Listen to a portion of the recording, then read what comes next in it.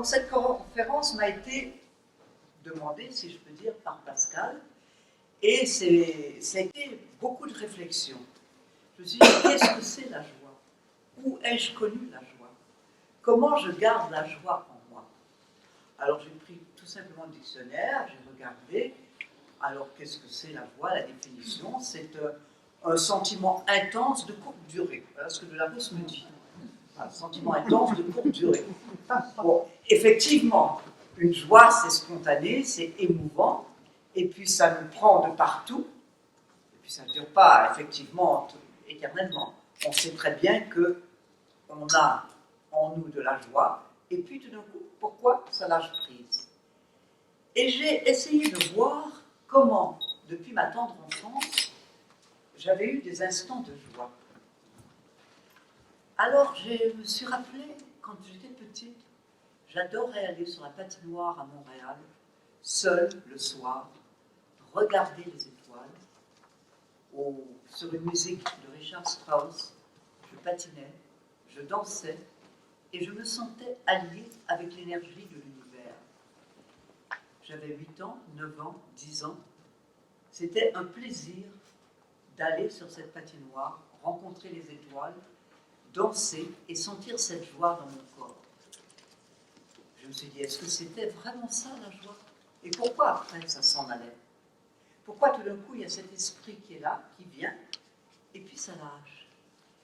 Parce que je viens sur cette terre en m'incarnant, avec tout un passé qui va se révéler à certains moments, dans des scénarios que je ne connais pas quand je mets les pieds sur cette planète, que je vais jouer pour entrer dans une conscience où je peux me donner spontanément à la joie.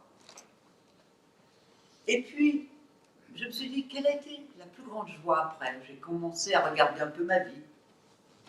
Et je me dis, c'est la mort d'un ami. Vous allez trouver que c'est curieux. Comment se fait-il que ce soit la mort? Parce que j'étais amoureuse. J'étais à Montréal, je passais mon bac et je l'ai vu se noyer à distance. J'étais en vibration télépathique avec lui. Je l'ai vu tomber dans le fleuve. J'étais très dans la douleur, une très très grande douleur. Et puis, je suis allée dans ce village de Lillet, au Québec. On l'a enterré, on a retrouvé son corps à l'heure où moi je l'avais vu descendre dans le fleuve. Et puis une nuit, la pièce dans laquelle je dormais s'est éclairée. Une immense lumière, il y avait un fleuve. Il était de l'autre côté du fleuve. Il me souriait et il me disait, Marie, sois heureuse sur cette terre. Là où je suis, je te dis au revoir. Je suis très heureux. Et j'ai senti de la joie. Donc je me suis dit, dans ce monde de l'invisible où il est aujourd'hui, il est heureux. Il est dans la paix. Il est dans la joie. Et cette joie était tellement forte dans mon corps que j'en ai pas dormi. Et le lendemain, j'étais dans cet état de l'au-delà, ici, sur cette planète. Donc ça, c'était une expérience aussi très intense et qui fait partie de, j'ai envie de dire, cet accompagnement de la joie dans mon destin. Et je pense qu'on a tous, à certains moments, des accompagnements de l'esprit de la joie dans mon destin. Et je me suis dit, je vais quand même aller voir un petit peu sur Internet qui parle de la joie. Et je tombe sur un YouTube de Jean Vanier. Et Jean Vanier, j'ai vu. Et tout d'un coup, je regarde sur Internet ses yeux. Et je me revois à 10 ans, au Parlement d'Ottawa. Dans ses yeux, il porte sa maman. Et sa maman était là avec une robe verte, un collier. Elle me prenait les mains. J'étais une gamine de 10 ans. Et il y avait une bonté dans son regard. Et je me dis, mais c'est incroyable. À œuvrer, à réfléchir sur la joie, je retrouve un souvenir d'enfance que j'avais pratiquement oublié, occulté. Et je continue à regarder Jean Vanier, que je ne connais pas. J'ai très bien connu son frère Bernard, qui est un artiste. Et je continue à voir les yeux de sa maman. Et son père, qui était général, c'était une grande assemblée. Mon grand-père était député, il voulait absolument me faire visiter le Parlement. Mais cette scène d'enfance où elle me prend les mains et elle me regarde dans les yeux était là. Et je sens de la bonté. et en même temps du bonheur. Et je me dis oui, bonté, bonheur, c'est aussi de la joie. Et je continue à me laisser porter par cette aventure de la joie. Et je pense à l'accouchement de mon fils, où tout d'un coup, cet enfant, il est né dans la douceur, cet enfant, on le pose sur mon ventre, et je pleure de joie. Et je dis la naissance, l'incarnation sur cette planète, c'est un instant de joie. Et cet instant de joie me transporte encore en conscience avec l'univers. Donc il est évident que je rencontrais des élans de joie qui, dans mon destin, me permettaient de comprendre l'esprit de la joie dans mon corps et que ces réflexions, pourquoi je ne suis pas toujours dans cet état-là? Qu'est-ce qui fait qu'à un moment donné, ça lâche? Ça lâche parce que je respire sur une planète où c'est la peur que je respire. Je respire les relations de pouvoir, je respire la culpabilité, je respire l'impuissance, je respire le pouvoir de l'un sur l'autre. Et tout ça m'éloigne de cet état de joie dans lequel, quand je suis en contact avec l'univers, je suis relié. Donc, la joie est une reliance de mon être à l'ensemble de l'univers. Un autre instant, je fais l'amour avec le père de ma dernière fille, je suis sur un rocher en Espagne, le ciel s'illumine et je sens une vibration dans toutes mes cellules de joie. Je sens son incarnation se faire dans la joie, se passer dans la joie. Et là aussi, reliance avec l'univers. Donc, la joie, c'est un état d'être qui me relie à l'univers en conscience. Et dans cette conscience, je lâche prise aux peurs, je lâche prise au pouvoir des uns sur les autres, et ça me donne de l'enthousiasme pour créer une dynamique nouvelle dans mon destin et ne pas rester dépendant de mes émotions négatives, de mes émotions destructrices, de mes émotions de peur. Et je continue, et j'entends, je parle de mon destin parce que je crois que c'est comme ça qu'on peut peut-être comprendre qu'est-ce qui, en chacun d'entre nous, fait que la joie est au rendez-vous et qu'à certains moments, elle lâche. Et j'entends « rentre au Québec ». Rentre au Québec, c'était très fort. C'était à l'époque où, vous savez, en mai 68, 69, 70, j'avais, parce que je venais d'un pays très, très religieux, le Québec c'est un pays très religieux, où on nous a bien étouffés avec la religion, où on nous a bien opprimés. Donc à un moment donné, on a tout envoyé balader pour trouver notre liberté.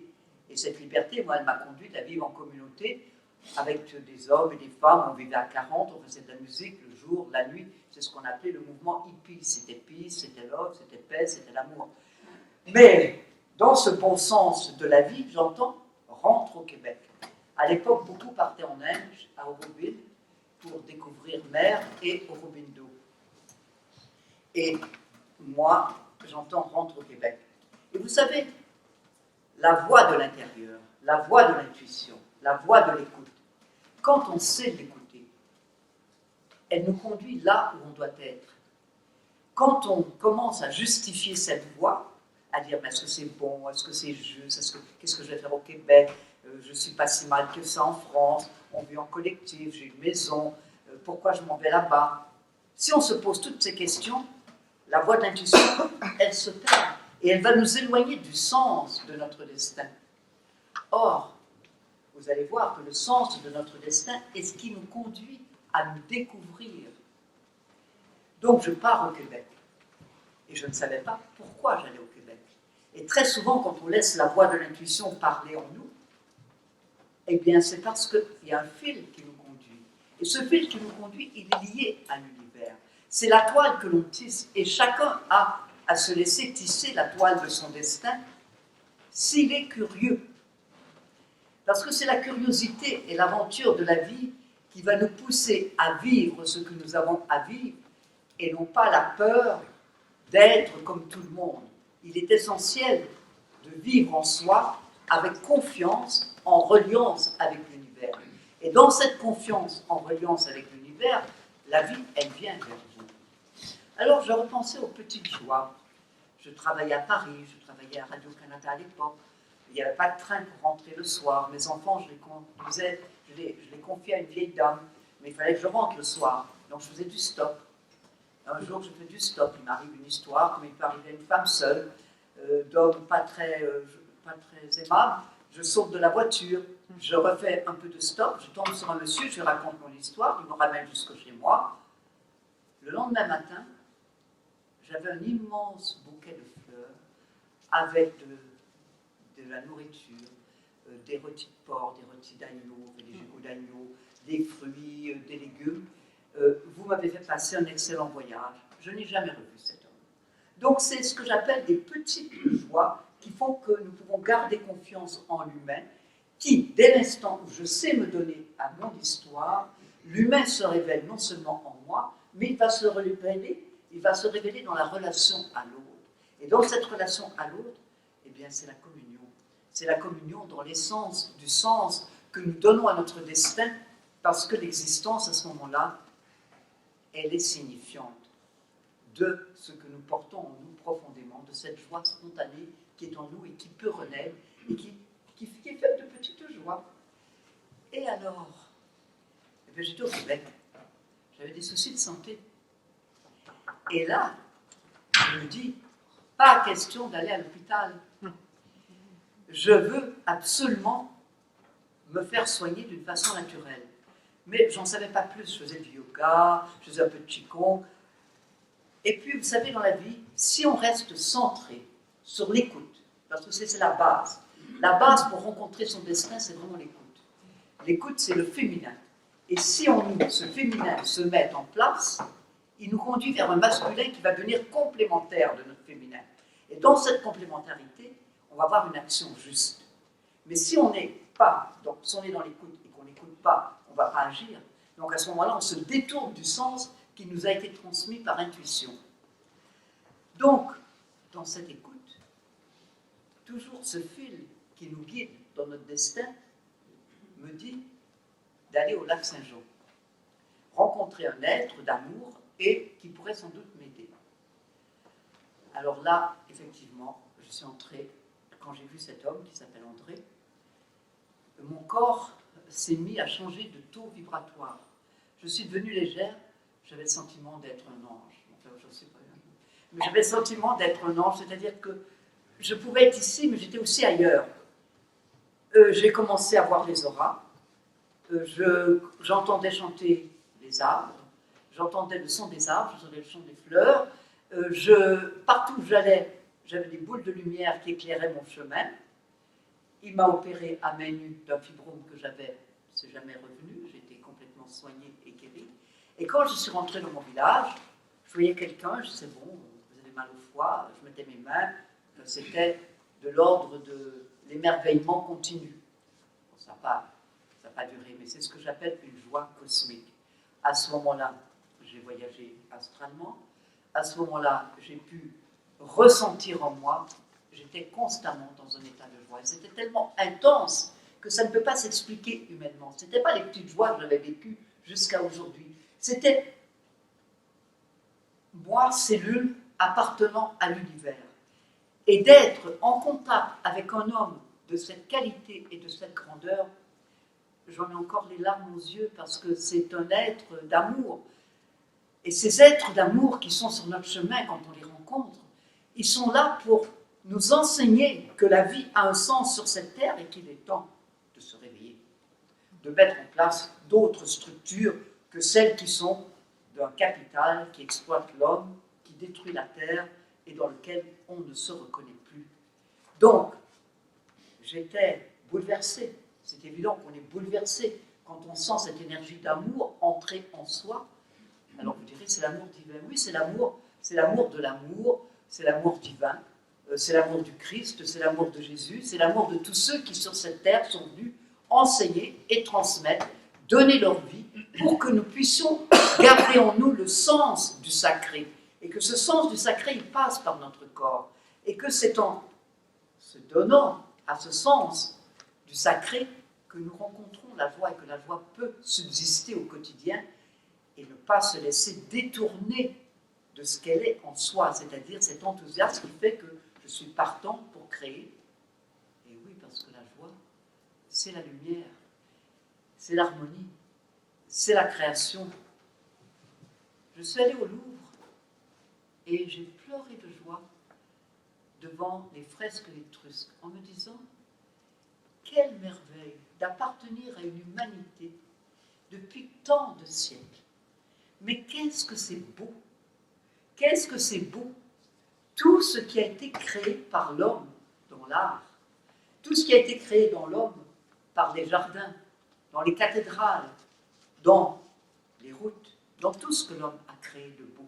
Alors pourquoi cette mutilation?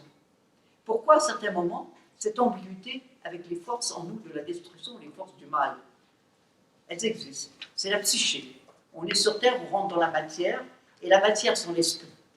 Sans l'esprit, elle n'a plus de sens. La matière, son esprit, elle se détourne de son sens. Et donc, elle anéantit. La matière anéantira toujours, toujours, toujours. S'il y a l'esprit, on va vers le divin, on va vers le sacré, et on n'est pas anéanti.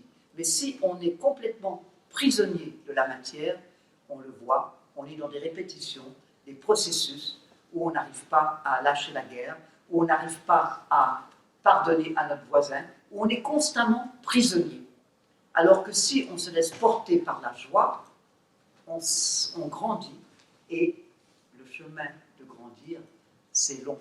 Ça ne se fait pas en un jour, ça ne se fait pas tout de suite, parce qu'il y a tous ces scénarios que l'on porte en nous qui ont à être décodés, déprogrammés, pour trouver exactement ce que l'on veut vivre sur cette planète, dans l'amour, dans le partage, dans la solidarité, dans la fraternité et dans la rencontre. Parce que c'est la rencontre à l'autre qui va nous révéler une parcelle de nous-mêmes et notre terre va pouvoir changer parce que dans cette rencontre, on se donne au sens de la vie. Alors cet être-là, bien sûr, il est venu sur terre et je remercie la terre en lui et le ciel de l'avoir rencontré et connu. Ça a changé le sens de mon destin. Et il m'a suggéré de venir en France en me disant que ma place était en France. Donc j'ai quitté le Québec et je suis venue en France. Il faut pouvoir lâcher prise à certains moments aux habitudes. Et j'ai tout quitté. C'est-à-dire que j'avais un bon travail de journaliste, je remplaçais des enseignants, j'étais présidente de beaucoup de comités, et j'ai tout quitté, et je suis venue en France. Et là, je croyais, comme je voyais les auras, comme dès que je touchais quelqu'un, la personne se redressait, ça allait tout seul, que la Terre allait changer. Et que par l'amour, j'avais une illusion utopiste complètement de l'humanité, que par l'amour, l'éveil se ferait en chacun, et que cet amour transformerait, qu'on partagerait, que les richesses seraient enfin partagées, qu'il n'y aurait plus de tuerie, qu'il n'y aurait plus de meurtre, qu'on serait tous les uns et les autres à se comprendre, plus de jugement, plus de sanctions. Enfin bref, je retrouvais l'évangile de mon enfance et je me disais, mais oui, c'est ça, c'est la vie. Mais bon, ça c'était le rêve. Je suis arrivé en France, je suis arrivé chez Robert Laffont, parce que je devais soigner sa femme, donc un appartement de 400 mètres carrés à Paris, moi qui vivais dans une petite maison de bois en Gaspésie, ça change un petit peu de décor, avec le maître d'hôtel qui nous servait. Un jour, j'ai dit à mes enfants, non, c'est pas la peine, c'est pas notre vie, ça, allez, on part, on prend la route. Donc vous voyez, la vie est faite de curiosité et d'aventure, et c'est par l'aventure et la curiosité que l'on va d'un point à un autre point. Je suis arrivé à la Motte d'Aigle, et là aussi, à la Motte d'Aigle, dans le Luberon, je me demandais pourquoi j'arrivais dans ce lieu. Eh bien, tout simplement parce que dans ce lieu, j'avais à faire grandir mes enfants et à les conduire à leur vie d'adulte. Et là aussi, la vie a été qu'un acte de foi. Et la vie, c'est un acte de foi. Et si on a la foi en nous, les montagnes, elles se soulèvent. Et si on a la foi en nous, tout devient possible. Tout rêve devient possible. Mais la foi, à un certain moment, on perd un peu pied, on se décourage, parce qu'il y a en nous l'impatience. C'est Saint Jean de la Croix qui disait qu'il est plus facile de ressusciter un mort que d'être patient. Alors, vous vous rendez compte, la patience, c'est quelque chose que on veut tout de suite, les choses. Et c'est parce que moi j'étais pareil, je voulais tout de suite. Et je vois aujourd'hui que tout se met en place très doucement et très lentement. Tout à l'heure, ça m'a fait plaisir parce que j'ai vu une dame dans cette assemblée qui est venue me voir en me disant qu'elle avait suivi un très très très beau stage de théâtre avec moi et que je lui avais fait un soin énergétique dont elle gardait un merveilleux souvenir. Donc ça m'a beaucoup touchée, 30 ans ou 40 ans après, d'autant que le metteur en scène qui travaillait avec moi à ce moment-là est en ce moment très malade et que je suis bouleversée tous les jours en pensant à lui. Donc, mais ça m'a touchée de ça, qu'elle me rappelle cela. Et effectivement, on a eu 40 ans de carrière de théâtre ensemble et ça a été magnifique tout ce que l'on a fait. C'est une petite parenthèse. Mais c'est toujours touchant de voir des gens, des années après, qui ont la mémoire. Parce qu'on a la mémoire du drame très souvent, donc on va répéter des scénarios assez dramatiques. Donc moi, à un moment donné, j'ai épousé des hommes qui avaient tous la même énergie. C'était tous des gens qui sortaient ou de prison ou d'hôpital, et j'avais besoin de sauver, de sauver, de sauver, de sauver. Aujourd'hui, je désire avoir du partenariat. Donc le partenariat, c'est complètement autre chose, puisqu'on peut se compléter, et je ne suis plus dans cette dépendance du sauveur. Mais pourquoi dans cette dépendance du sauveur? Parce qu'il faut regarder notre histoire. Qu'est-ce qui s'est passé dans notre histoire? Dans la mienne, ma mère, quand elle était enceinte de moi, elle a eu 2 frères qui sont morts sous ses yeux, un noyé, l'autre la tuberculose. Et moi, j'ai ressenti ça. Mon premier amoureux est mort noyé. Si je n'avais pas eu cette vision de l'espace cosmique, de l'espace de la lumière, peut-être que je me serais aussi anéantie. Mais quand même, j'avais besoin de sauver. Au point que je rencontrais des gens, je ne savais même pas. Hein. Je me rappelle un soir, j'étais à Paris, et je rencontre quelqu'un qui me donne rendez-vous une semaine après, je retourne, et on me dit, mais il est à Sainte-Anne. Je dis, il est infirmier? Non, non, non, il est malade. Je ne m'en étais pas rendu compte. Donc, mon désir de sauver était tel que j'étais amoureuse de tous les hommes malheureux et en détresse. Ça, c'était pas toujours facile et simple à gérer. Et j'admire mes enfants qui ont grandi avec une mère qui avait une folie de l'homme à sauver. Parce qu'aujourd'hui, ils se sauvent eux-mêmes, heureusement, dans la joie, j'espère, de cette rencontre que j'ai faite avec André. Alors, bien sûr, j'ai été éprouvée parce qu'il est tombé malade. Et je me suis dit, comment un être d'amour initié, qui parle beaucoup de Jésus, pour qui Jésus est son maître, comment se fait-il qu'il tombe malade?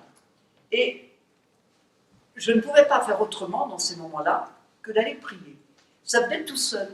J'étais avec des amis, hop, je partais, je m'isolais, je priais, et je sentais que l'énergie était reliée à des transmutations énergétiques de la matière, terre. Et là, j'ai compris le sens réel de la prière, qui est une transmutation du mal vers la vie, de la souffrance vers la vie. Et que cette transmutation de la souffrance vers la vie, elle est essentielle pour donner un sens à notre histoire et à notre destin. Parce qu'on fait appel à ces énergies d'un autre temps, ou d'un autre espace, puisque le temps c'est l'incarnation et l'espace c'est le cosmique. Donc on fait appel à ces énergies d'un autre temps, pour entrer en relation, les laisser pénétrer dans notre corps et pouvoir transmuter une matière qui est douloureuse et qui est souffrante. Donc un jour, je me dis, c'est pas possible, comment se fait-il qu'il est toujours malade? Et j'ai l'intuition qu'il fallait que je parte prier en Grèce, à Naxos, l'île où Dionysos a abandonné Ariane, pour retrouver le sens du féminin et du masculin. Et tous les jours, je demandais au ciel la guérison de cet homme, parce que je trouvais que c'était important qu'il puisse poursuivre sa mission sur la terre. Et j'avais aucune réponse. J'étais dans l'île, je marchais, solitaire, complètement solitaire. Le soir, je pleurais, j'étais découragée, je me dis, le ciel ne répond pas, le ciel ne répond pas. Et vous savez, il faut être têtu avec le ciel. Quand vous avez quelque chose de précis à réaliser, un rêve, et que vous désirez que ce rêve soit, il ne faut vraiment pas avoir peur, il faut pouvoir leur parler, leur dire. Et puis un soir, je reprenais l'avion pour rentrer en France, et apparaît André dans son corps spirituel, devant moi. Je casse le verre, je casse la bouteille de vin, j'étais tellement étonnée, tellement émue, et mon corps commence à vibrer d'amour, ce même amour que j'avais rencontré en le connaissant. Et je me dis, mais cet amour qui est là, relié au ciel, et qui vient vers nous sur la terre, et qui me donne tant de joie, merci, merci, mais donc il est guéri. aurait été si simple. Mais non, ça n'a pas été aussi simple que ça. Je suis rentrée en France. Ah, vous savez, chaque histoire, chacune de nos histoires est essentielle, puisque c'est celle qui fait partie du sens de notre grande fraternité humaine et qui nous permet ce soir d'être ici à communier dans la vie qui nous est transmise. Donc, je rentre en France et là, je commence à être impulsée dans une énergie qui est une danse. Et je suis passée pendant 9 mois, je ne suis pas sortie, pendant 9 mois dans des transmutations énergétiques, dans des positions de yoga très précises, et puis les prières de mon enfance qui sont revenues, le Notre Père, en sentant que ça correspondait à des chakras très très précis, que dans ces chakras très précis, des énergies s'ouvraient, et puis que la sexualité de la femme était très importante pour l'homme, puisque c'est à travers ma sexualité que son corps énergétique venait se recharger et qu'il a retrouvé la marche. Donc, et là, on a été unis spirituellement. Donc, c'est une union cosmique très spéciale. Il m'a dit qu'on était 2000 ans en avance par rapport à notre humanité. Et à partir de là, je me suis réapproprié le couple en sachant qu'on était unis, que notre couple avait un sens et donnait un sens à nos élèves. Et tous les élèves que l'on a ont un contact énergétique avec lui en dehors de moi. C'est-à-dire que moi, c'est le monde psychologique, psychique, essayer de décoder les scénarios, parce que si on ne décode pas les scénarios, ça fait obstacle à l'esprit de la joie. Si on est trop dans une peur, ben la joie ne peut pas venir, parce qu'on est complètement emprisonné dans la peur. Donc on ne la ressent pas. Alors que si elle lâche, on est libéré. Et on sent que dans cette libération, on touche en nous l'essence même du sens de notre incarnation, où on est venu sur Terre pour donner vie, et non pas pour enlever la vie, pour non pas meurtrir la vie. On est tous venus ici pour donner de la vie. On est tous venus ici pour donner de la joie, pour donner une conscience à la Terre, pour lui donner un sens d'amour, où l'amour triomphe du mal, où l'amour triomphe de la peur et triomphe de notre culpabilité profonde à vivre. Et ça, c'est la psyché. Donc, effectivement, je me suis dit, c'est merveilleux, il est guéri. J'allais au Québec. J'arrive au Québec. J'ai été reçue vraiment, apprends à te détacher, Marie-France, apprends à te détacher, Marie-France. J'arrive chez lui et je pensais qu'il me prendrait dans les bras, qu'on partirait au lac Saint-Jean, visiter les Amérindiens, puisqu'il est amérindien de tradition. Eh bien non, il me reçoit, il me montre l'image de Jésus, le suaire de Jésus, en me disant Jésus pleure. J'étais dans une colère. Je me suis dit, pendant 9 mois, je me suis donné et pour m'entendre dire que Jésus pleure. Alors, je me mets à pleurer et je me rends compte que l'humanité pleurait et qu'on pleurait et que la terre pleurait et que tous ceux qui étaient au-delà de nous pleuraient de notre difficulté à écouter et à transmuter les énergies qui nous étaient confiées. Parce que les énergies ne nous appartiennent pas, elles nous sont confiées. Elles nous sont confiées pour nous relier au sacré de nous et faire en sorte que le sacré de nous vive au quotidien dans l'esprit de la joie, dans cet esprit de la joie qu'on a toujours à retrouver et à recentrer en nous. Alors, je suis repartie. Bien sûr, je me suis dit, c'est fini, moi je veux plus, c'est trop dur, tout ce travail. Et alors, j'ai compris une chose, n'attends rien de personne. Donne-toi et n'attends rien. Mais ça, c'est difficile. C'est difficile parce qu'on est tous en train d'attendre quelque chose de quelqu'un. Et je le vois dans tous les couples que je vois. Hein. La femme attend que son mari, le soir, soit à son écoute et lui, il est devant son ordinateur. Et elle lui en veut d'être devant son ordinateur, où il n'arrive pas à l'heure. Et puis elle a fait un peu brûler le repas. Et puis lui, il trouve que c'est pas très bon ce qu'elle a fait, qu'elle aurait pu prendre plus de temps. Enfin bref, on est toujours en rapport de force et non pas en rapport de don. Et on a à lâcher ce rapport de force pour se mettre dans le don. Mais qu'est-ce que c'est compliqué, qu'est-ce que c'est difficile, parce qu'on a des préjugés en nous sur comment doit être l'autre. Et c'est évident que vouloir changer l'autre, c'est notre désir à tous, mais malheureusement, on ne peut pas. On peut essayer, mais on ne peut pas. On peut donner la main à quelqu'un et grandir avec lui, comme l'autre peut grandir avec lui. Donc, je suis repartie en me disant non, c'est terminé, je rentre chez les bouddhistes, chez les zen, c'est terminé, c'est trop difficile. Et puis finalement, le ciel quand même, il est généreux. Les gens du ciel sont généreux. quand ils veulent que quelqu'un reste avec eux, bah, ils mettent le paquet. Parce que je peux vous dire, si j'en ai reçu d'énergie, j'en ai reçu, je dis ok, ça va, je reste. C'est-à-dire, je reste. C'est une mission, quoi. C'est quelque chose qui m'est confié. Ok, je reste. Donc, je suis resté.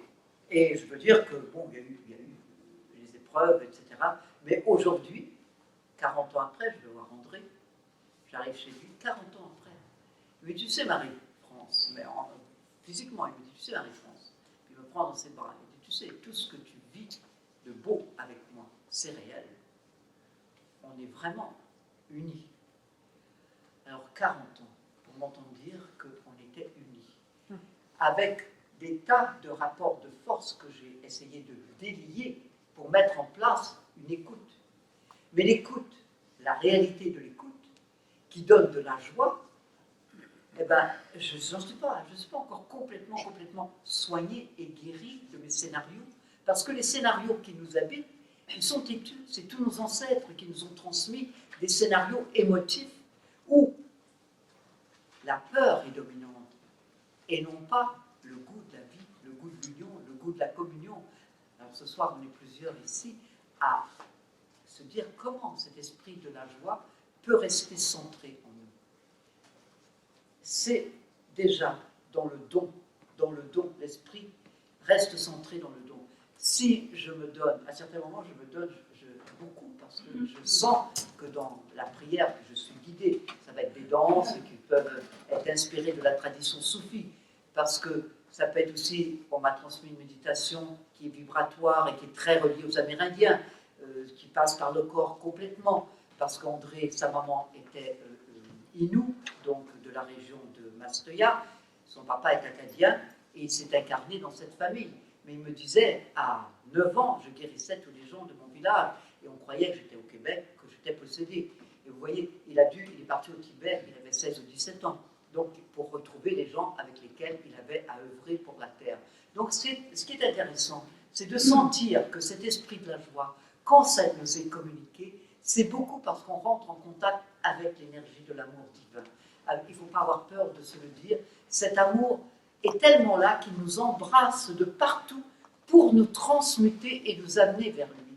Et j'ai envie de dire, les voies de Dieu, elles sont mystérieuses. Se donner au mystère, on entre un petit peu dedans. Je dis bien un petit peu parce qu'on ne peut pas tout comprendre. Mais en refusant de se donner, on reste dehors. Et on reste dans la matière et très prisonnier de nos scénarios. Donc à un moment donné, c'est je me laisse porter par cette énergie pour écouter en moi comment délier ce qui m'affame, parce qu'on est affamé, on croit, de l'autre, alors qu'on est affamé d'un absolu qu'on porte. Et aimer le mystère, c'est plonger dans l'infini. Plonger dans l'infini, dans la finitude de notre corps. Et ça, c'est exceptionnel. Parce que si vous plongez dans l'infini, dans la finitude de votre corps, vous communiez avec l'essence de cette cellule cosmique d'où vous êtes issus, d'où nous sommes issus. Et de cette cellule cosmique d'où nous sommes issus, eh bien, ça nous donne, j'ai envie de dire, la joie de pouvoir créer, de pouvoir apprivoiser en nous ce qui ne l'est pas, et de réaliser cette œuvre qui fait partie du grand œuvre auquel nous sommes tous associés, que nous le voulions ou non. Alors c'est de se relier en conscience. Et si je me relie en conscience, je donne vie au sacré. Et en donnant vie au sacré, je fais œuvre où le Verbe en moi s'incarne. Et le Verbe s'incarne, c'est le Logos, c'est la sagesse, c'est l'Esprit Saint. Et comme quand ça s'incarne dans mon corps, eh bien ça peut se partager et se diffuser, et ça peut se communiquer. Et j'aurai la possibilité de vivre mon destin, non plus dans la crainte, mais dans la joie. Et je traverserai les épreuves. Et on le sait dans les pays de la Nièvre où l'on vit. Ce soir, on est 1, 2, 3, 4, 5, 6 personnes de la Nièvre. Et on sait que comme c'est compliqué, comme c'est difficile, comme les gens sont attachés à leurs préjugés, à leur certitude, et que ce ne sont pas comme ça. Les Amérindiens disent toujours adaptabilité, adaptabilité. En les faisant venir cet été, c'est ce qu'il nous disait tout le temps. Robert Sevenkrantz disait adaptabilité. Et oui, s'adapter, c'est être capable immédiatement de rebondir sur ce qui nous donne vie et non pas sur ce qui nous enlève la vie. Mais pour cela, il faut encore nettoyer, j'ai envie de dire, nettoyer beaucoup les scénarios qui, eux, vont nous empêcher d'ouvrir nos cœurs, d'ouvrir notre esprit et d'accueillir et d'être disponible. La curiosité, elle ouvre les portes. Elle ouvre les portes là où on est, dans ce que l'on est, et on va rencontrer sur notre chemin ce qui est bon pour nous. Parce que la vie est bienveillante. Un autre exemple de mon destin, j'étais fatiguée, j'avais besoin de vacances. Je rencontre une jeune femme qui me dit, mais rencontre la responsable des journalistes du bien-être à Paris et fais-toi inviter. Je dis, attends, j'ai écrit pour la Gazette locale de Saint-Saulge, je ne vois pas en quoi ça peut l'intéresser. Elle dit, si, ils ont besoin de journalistes pour faire du travail en Tunisie. Cette femme accepte. Et donc, je pars en Tunisie 2 ou 3 jours après la chute de Ben Ali, et on était 5 dans l'avion. J'arrive là-bas, tout était fermé, mais j'ai la chance de rencontrer une femme avec qui je suis toujours en relation aujourd'hui, qui était la directrice des thermes d'un des lieux de vie là-bas, qui m'a ouvert tout, qui m'a mis en contact avec un éducateur, et j'envoie des articles à Paris.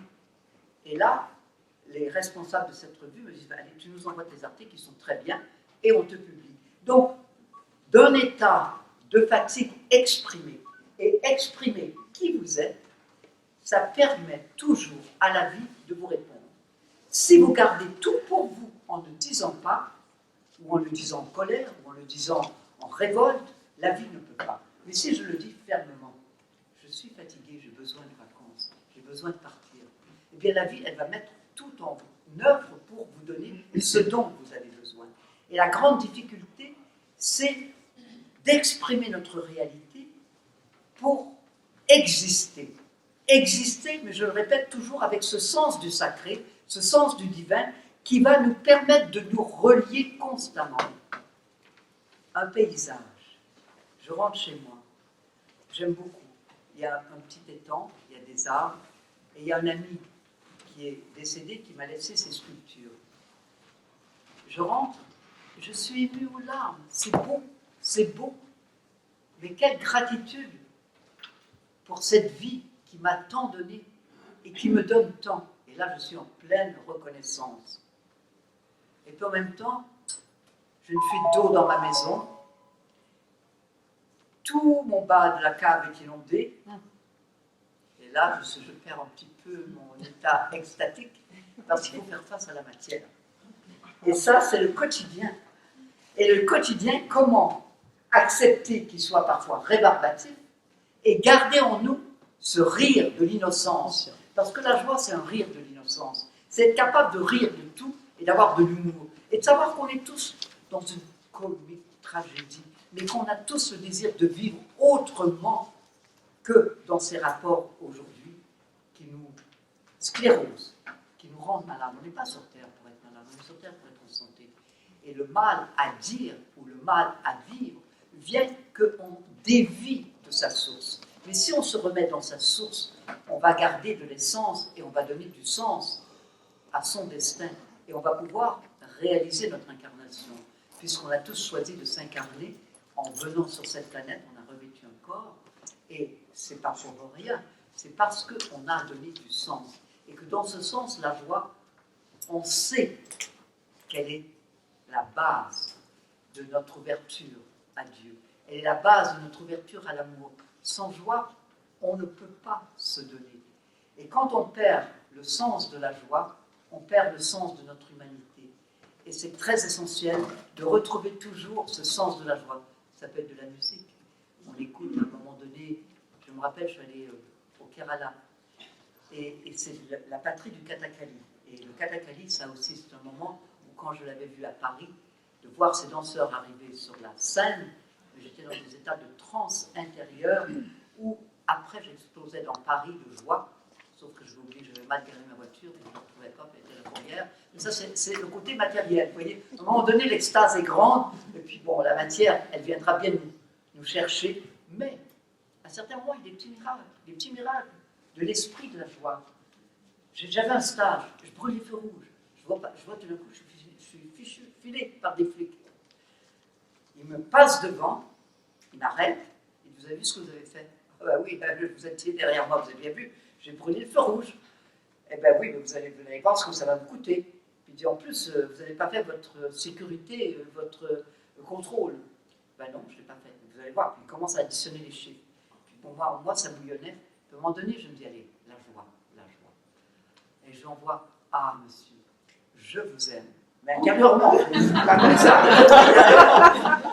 Eh bien, il revient vers moi, il me dit, je ne sais pas, c'est ma semaine de bonté, allez, partez, filez. Allez, faites ça. C'est arrivé une fois.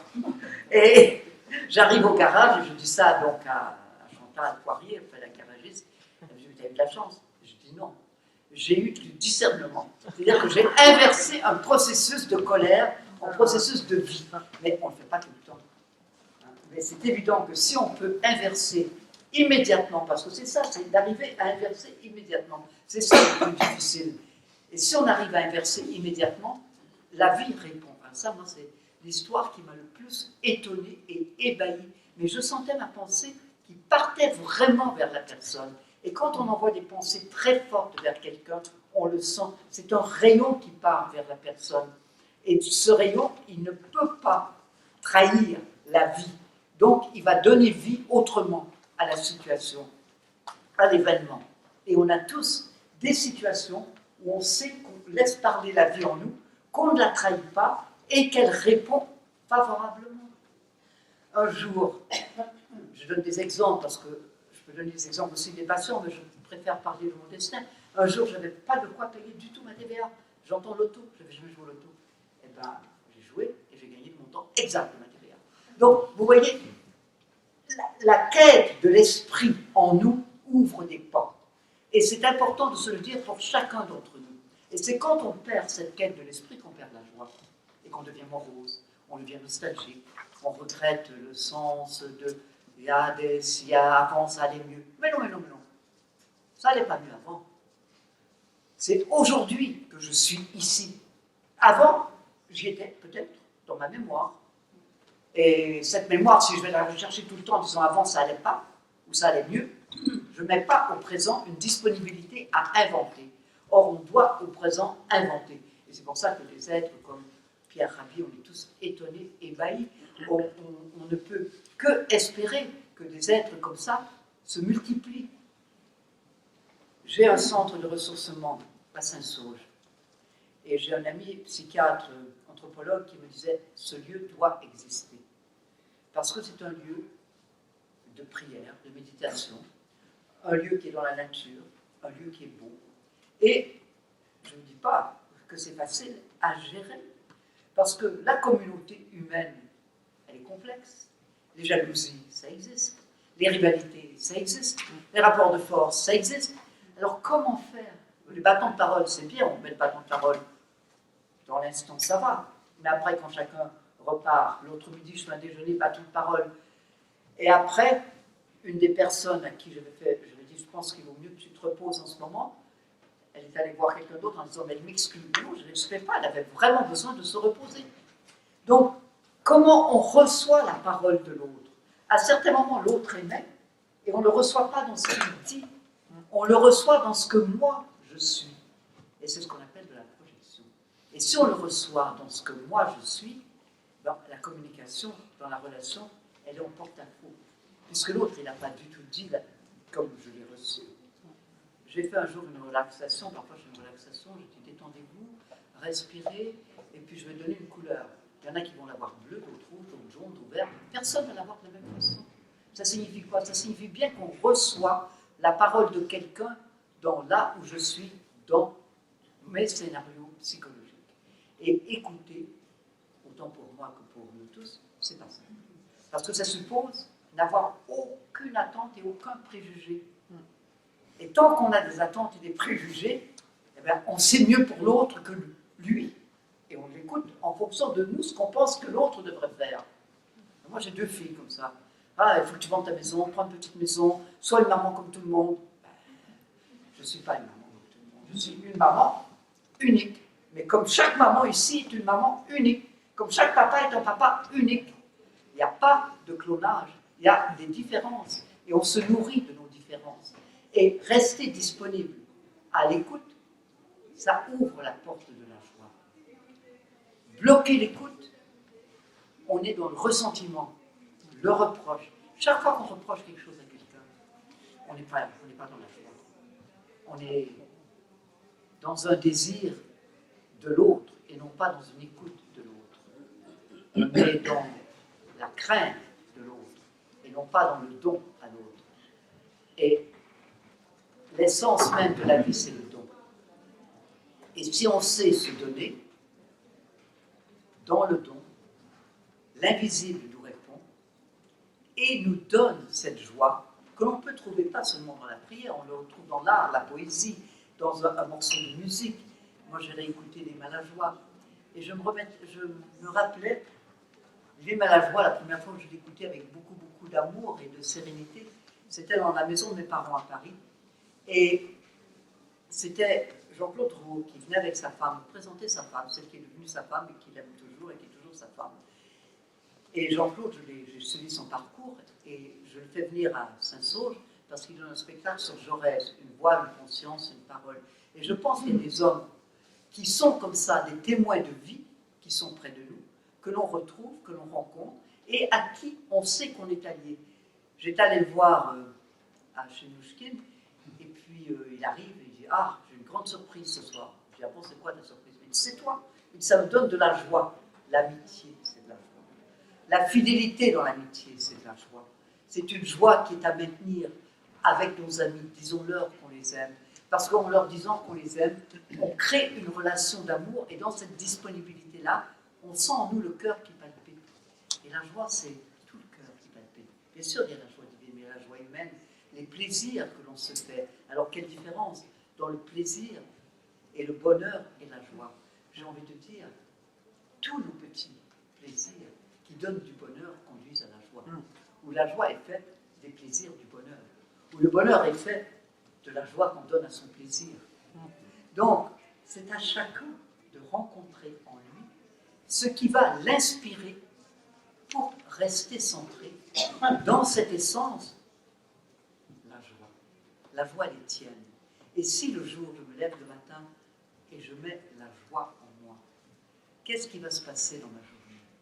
Et que je laisse vraiment ce mot s'imprimer jusqu'au bout de mes orteils, en l'inspirant et l'expirant, en le chantant, qu'est-ce qui va se passer? Quelle rencontre je vais faire? Je ne sais pas. Je vais me rencontrer moi-même, mais je vais peut-être rencontrer d'autres parties de moi qui sont pour l'instant éteintes parce que je suis trop dans le reproche ou l'amorosité ou la peur ou la crainte ou la jalousie ou etc. Tout le côté négatif qui nous détruit. Mais si je laisse parler la joie, qu'est-ce qui va se passer?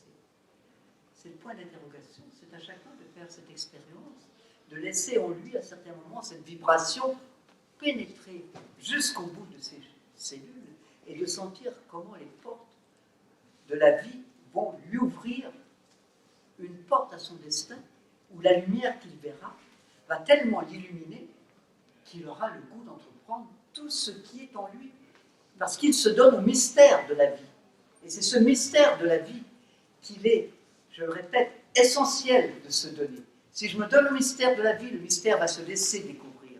Mais si j'ai peur du mystère de la vie, ben je vais rester chez moi devant ma télé le soir à regarder tous les gens se chamailler pour savoir quelle partie va être élue. Et j'oublierai quelle est l'essence même de ma vie. Et je passerai parfois à côté. Alors vous me direz, oui, il y a des situations difficiles. Oui, il y a des situations difficiles. Moi, je vois cette semaine, je vais aller magnétiser une femme que j'aime beaucoup. C'est des gens qui me sont très fidèles depuis que je suis en Nièvre. Mais ils sont dans des situations matérielles, financières. La commune du village, vous savez, a oublié de déclarer le mari, donc il ne touche pas ses droits, il n'a plus rien. Elle est handicapée. Elle n'a pas non plus touché ce qu'elle devait toucher. Ils ont supprimé l'allocation de logement parce qu'ils travaillaient, mais ils ne l'ont pas déclaré. En fait, que des imbroglios. Et dans ces imbroglios, moi, je retrouve la terre avec ses difficultés. Et là, comment faire face à ces difficultés? Moi, ce qui me touche, c'est quand la personne me dit « J'ai senti dans le magnétisme tellement de force et de joie que ça m'a redonné le goût Et je n'ai plus éprouvé aucune souffrance pendant 2 jours. C'est évident, cette personne a une sclérose amyotropique latérale, c'est la maladie de Charcot, c'est pas facile. Mais ce qui est important, c'est de se dire que là où on est, on peut toujours tendre la main, la donner, et on va aider une personne à retrouver le sens de son destin et à se sentir en joie. Je ne dis pas qu'elle sera forcément traversée par l'esprit de la joie, mais elle se sentira en joie. Et si elle se sent en joie, son milieu aussi. Et la situation qui est bloquée pourra se dénouer. Et ça, c'est très essentiel à se dire. Si je me sens en joie, ben oui, la situation, elle se dénouera beaucoup plus facilement que si je suis complètement bloquée. Moi, je vois, je cherchais une jeune femme pour travailler près de moi, et vous voyez la curiosité, j'avais envie de suivre des cours d'espagnol, mais bon, j'aurais envie d'apprendre toutes les langues, je ne peux pas. Et cette femme qui donne des cours d'espagnol, je lui transmets ce que je cherche, et elle donne ça à 4 personnes de bouche à oreille, dont Émilie qui me téléphone, mais très, très culottée, en disant « Je suis la personne que vous cherchez ». Alors vraiment, elle est culottée. Et après, bon, ben, je vois qu'effectivement, elle est vraiment la personne que je cherchais, parce que c'est une grande créatrice, pianiste, musicienne, chanteuse, et en même temps créatrice qui a formé des équipes en management, et qui, depuis qu'elle est là, eh bien, ça me détend, et ça, la situation se dénoue. Mais j'ai pu la rencontrer parce que j'étais dans l'esprit de la joie, et non pas dans « Ah, je n'arrive pas à trouver, je n'arrive pas, je fais Pôle emploi, je fais ci, je fais ça ». Et si je suis dans ces processus répétitifs du négatif, la vie va me renvoyer encore une image négative. Si je m'ouvre à ces petits plaisirs du quotidien, me faire plaisir. Ben moi, vous savez, des fois, me faire plaisir, c'est juste manger un tartare avec des frites et puis un bon verre de vin. Ah, ça me remplit de bonheur. Je n'ai pas de joie, mais ça me fait du bien. Et si on se fait des petits plaisirs comme ça, qui nous font du bien, c'est ces petits plaisirs qui, s'accordant au quotidien, vont faire qu'à un moment donné, je vais être capable de ressentir ces émotions devant une œuvre d'art, une poésie, une musique, une architecture, un bâtiment, un très beau bâtiment, une création. Et puis, je vais être révoltée devant l'injustice, je suis toujours. Mais je ne vais pas agir en hurlant.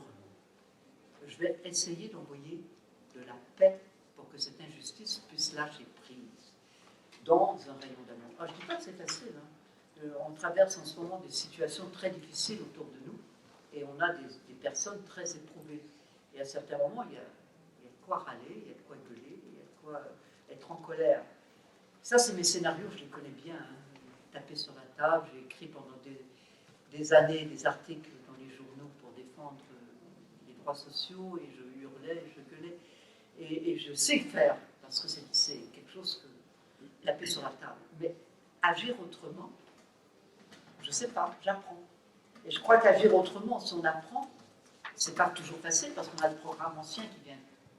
Et le programme ancien, il est quand même assez bien structuré parce que c'était les parents, c'était les grands-parents. Et on a à délier pour mettre en place autre chose. Pour que quand on émette des ondes, celui qui me reçoit, il reçoit des ondes de paix et non pas des ondes d'impuissance. Parce que dans la paix, on peut créer, agir, danser, chanter, rire et rester disponible à cet état d'innocence où la joie va d'elle-même se manifester. Qui que nous soyons, où que nous soyons. Je vais vous donner la parole. Merci.